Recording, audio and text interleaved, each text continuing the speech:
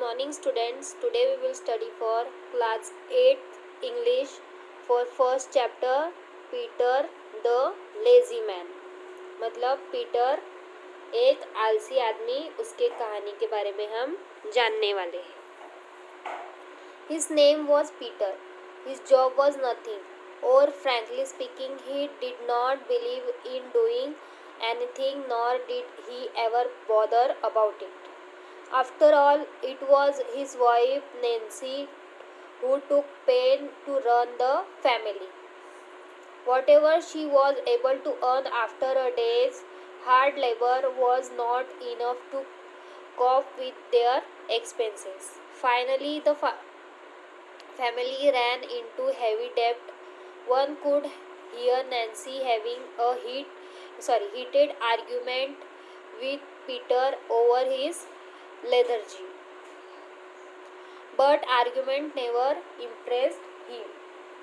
मतलब कि ये जो कहानी है एक पीटर नाम के आदमी की कहानी है जो कि कुछ भी काम नहीं करता था, और फ्रैंकली अगर बोला जाए तो उसे उस बात का कोई दुख भी नहीं था कि वो कुछ काम नहीं करता है, क्योंकि उसकी जो वाइफ थी वो पूरे घर का भार उठाती थी, पूरे घर को चलाती थी.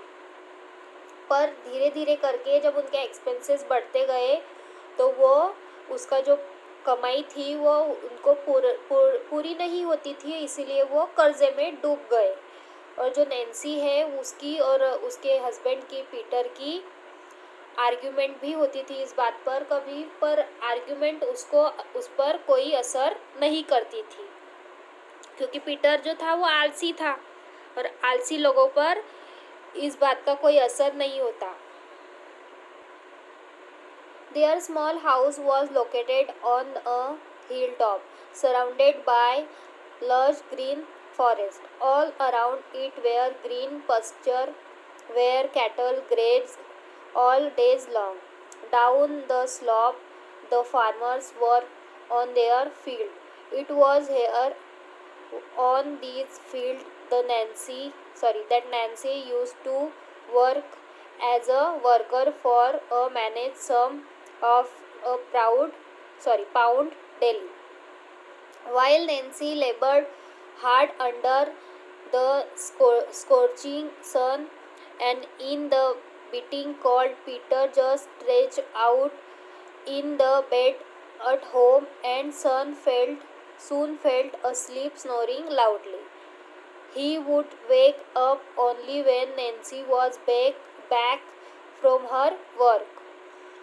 Then Nancy would cook food and together would they eat it. उनका छोटा सा घर एक पहाड़ी की चोटी पर स्थित था जो हरे भरे जंगलों से घिरा हुआ था.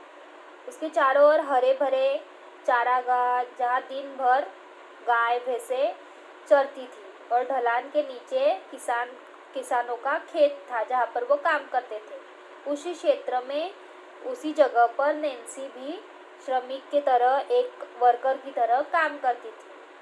वो प्रतिदिन या फिर हर रोज़ पाउंड के लिए मामूली राशि के लिए काम करती थी. जब नैन्सी चिलचिलाती हुई धूप में कड़ाके की ठंड में मेहनत करती थी तब पीटर घर पर बिस्तर पर लेटा हुआ रहता था और जल्दी ही सो जाता था और खराटे लेते हुए सोया रहता था.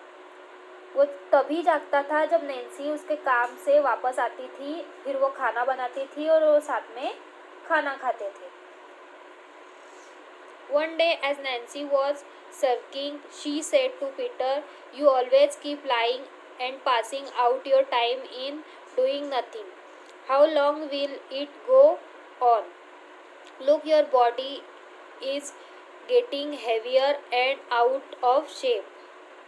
If you ever just thought of keeping it in shape, you would at least go for a walk in the morning. The morning breeze might refresh you and you would love to do something worthwhile." एक दिन की बात है जब Nancy उस पर नाराज़ हो रही थी कि उसने पीटर से कहा कि तुम हमेशा झूठ बोलते रहते हो कि तुम हमेशा कुछ काम नहीं करते हो, हमेशा पड़े रहते हो, ऐसे ही अपना टाइम पास कर देते हो।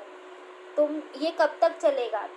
तुम्हारा शरीर देखो पड़े पड़े भारी हो रहा है और आकार से भी बाहर जाते जा रहा है। तुम्हें कभी ऐसा नहीं लगता कि तुम्हें इसे शेप में रखना चाहिए या आकार में रखना चाहिए? एटलीस्ट सुबह सुबह मॉर्निंग में टहलने जाया करो, तो एटलीस्ट तुम्हारा जो शरीर है वो रिफ्रेश रहा करेगा और तुम्हें भी कुछ काम करने का या तुम तरोताज़ा रहा करोगे तो तुम्हें भी अच्छा लगेगा। But then said Peter, yawning with eyes half closed, you know going for a walk will make me tired. लेकिन फिर पीटर ने आधी आंखें बंद करते हुए कहा, आधी आंखें उसकी बंद ही थी और उसने कहा, तुम तो जानती हो मुझे टहलना अच्छा नहीं लगता क्योंकि मैं बहुत जल्दी थक जाता हूँ। Oh God, Nancy held her head in her hand. I am not asking you to do any work. Just go for a walk up to the nearby field early in the morning. This is the least you could do for heaven's sake. फिर वो जो Peter की wife है Nancy, उसने कहा कि ओ God, मैं तुमको कुछ काम करने के लिए नहीं कह रही हूँ। उसने अपना माथा पीटते हुए कहा कि मैं तुमको कुछ काम करने के लिए नहीं कह रही हूँ, मैं सिर्फ तुम्हें खेतों में जाकर टहलने के लिए कह रही हूँ ताकि तुम ऐसे चुस्त और दुरुस्त रह सको। Okay, don't shout from tomorrow, I am follow your order, Peter replied lazily. फिर उसने कहा ठीक है, चिल्लाओ मत, मैं कल से तुम्हारे आदेश का पालन करूँगा। पीटर ने ऐसा आलसी में रिप्लाई दिया या आलसी में कहा। And from the next day onward Peter started walking up to a nearby field each morning like an obedient child. Life went on as usual for the couple. फिर अगले दिन से उसने मॉर्निंग वॉक पर जाना शुरू किया। जो अपने उसके पास घर के पास के खेतों में उसने एक बच्चे की तरह, एक आज्ञाकारी बच्चे की तरह उसकी वाइफ की बात मानकर वहाँ पर टहलना उसने स्टार्ट किया और उसकी लाइफ उसी तरह से उनकी लाइफ, उस कपल की लाइफ चलती रही। However, one day as Peter was on his walking routine, luck smiled on him. A farmer was ploughing his field. Suddenly his plough got stuck in something which was buried under the layer of soil. He dug out the ground and was greatly surprised to find out a pot contain lot of gold coin. He excitedly the pot and looked around consciously if someone was not there. फिर जो एक दिन की बात है जब किसान उसके खेत में खुदाई कर रहा था, मतलब कि उसकी फसल उखाड़ रहा था, तब उसे उस फसल उखाड़ने में कुछ तो भी तकलीफ़ हुई। तो उसने सडनली देखा और उस जगह पर उसने डिग किया, मतलब उस जगह पर खोदा, तो उसे वहाँ पर सोने से भरा हुआ घड़ा मिला और उसने उसे एक्साइटेडली देखा और इधर उधर देखा कि कोई मुझे देख तो नहीं रहा है, और उसे निकाला। At that very moment he saw a young man coming to a certain point of the field and then turning back to go. These guys must have seen me digging out the pot, the farmer thought, and now he will disclose the matter to the king's man, and then I will have to part with my treasure trove completely. If I share half of gold coin with the guy to keep mum, it will be a better deal. फिर जो वो किसान था उसने देखा कि कोई young man उसकी तरफ बढ़ता चला आ रहा है और वो टर्न हो गया बैक। उसने फिर सोचा कि इसने मुझे खोदते हुए सोने के घड़े को निकालते हुए देख लिया है। फिर ये जो मैन है ये जाकर किंग को बता देगा, राजा को बता देगा कि मुझे सोना मिला है, तो मुझे अपना सोना पूरी तरह से मैं खो दूँगा। फिर उसने सोचा कि अगर मैं इस आदमी के साथ अपना जो सोना है वो आधा बाँट लूँ तो ये ज़्यादा अच्छी डील होगी। So the farmer ran to catch the young man, who was none other than the Peter, returning from his morning walk as usual. फिर जो फार्मर है वो उसकी तरफ भागा और उसने देखा कि वो तो कोई और नहीं पीटर ही था, और उसने देखा कि वो अपनी मॉर्निंग वॉक से वापस जा रहा था रोज की तरह। My dear friend, the farmer said to Peter with folded hands, please keep it a secret what you have seen. I am willing to give you half the gold coin happily.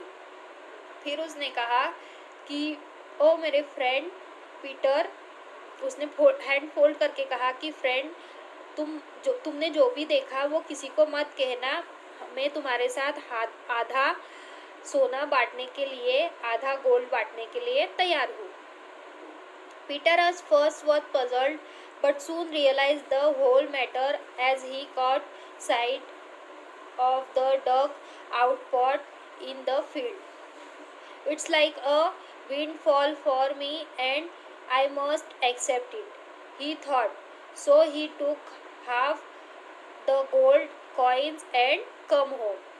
फिर Peter ने सोचा, Peter थोड़ा सा आश्चर्यचकित हो गया, puzzled हो गया, और फिर उसने उस मैटर को जल्दी ही रियलाइज़ कर लिया कि बात क्या है। फिर उसने सोचा कि अगर भाग्य खुद ही मेरा साथ दे रहा है तो मैं भी भाग्य का साथ ले लेता हूँ, और उसने उस सोने को एक्सेप्ट कर लिया और घर चला आया। When Peter come back home, his wife was sitting in a grief for food at night because there was nothing at home to prepare dinner. She was thinking and tears were rolling down through her rosy cheeks. फिर जो उसकी wife है वो जब घर लौटा तो उसने देखा कि उसकी वाइफ बैठी हुई है, और उसने देखा कि आज घर पर पकाने के लिए, खाने में रात का खाना पकाने के लिए कुछ भी नहीं है, और इसीलिए उसके आंसू जो है, उसकी वाइफ के आंसू छलक रहे थे, या उसके चीक्स के नीचे, गालों के नीचे, उसके गालों तक उसके आंसू आ चुके थे। Look Nancy, I have got a surprise for you. Peter explained the whole matter to his wife and filled up the gold coin before her. फिर उसने कहा, देखो नैन्सी, मेरे पास तुम्हारे लिए एक सरप्राइज है। फिर उसने उसकी पत्नी को सारा मामला समझाया और सोने के सिक्कों का ढेर उसके सामने लगा दिया। Nancy looked up in surprise, paused for a moment and said, Peter, you got it because you did something rather than sitting idle at home. फिर उसने कहा, या आश्चर्य से उसे देखा और कहा, कुछ देर रुकी और फिर कहा कि तुमने ये कहाँ से लाया, तुम तो दिन भर घर में बैठे रहते हो। Now Peter had realized the value of work. He purchased a piece of land with the money and began to grow crop on it along with his wife Nancy. Soon they become rich and poverty had gone. They lived happily ever after. फिर उसने इस बात को realise किया कि वो कुछ काम नहीं करता है। फिर उसने थोड़ा सा खेत को परचेस किया या ख़रीदा, और उसके बाद उस पर फसल उगाना स्टार्ट की उसकी वाइफ के साथ, और वो थोड़े ही दिनों में रिच हो गए। उनके पास इतना पैसा था कि वो खुशी के साथ जी सके। तो ये थी आलसी पीटर की कहानी।